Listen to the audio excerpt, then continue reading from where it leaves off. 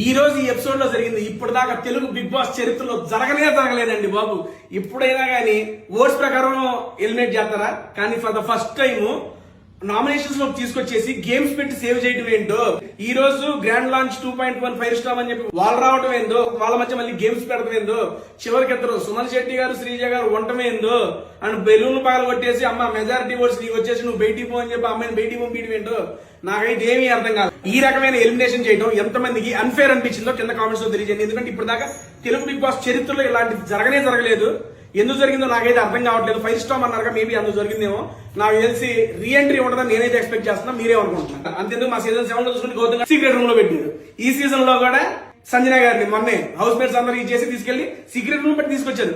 and దీంతో పాటు ఈ రోజు వచ్చిన wild cards Ramya, next Sai Srinivas, దాని తర్వాత మాధురి గారు, దాని తర్వాత మన నిఖిల్ నైర్, దాని తర్వాత మన ఆయేషా,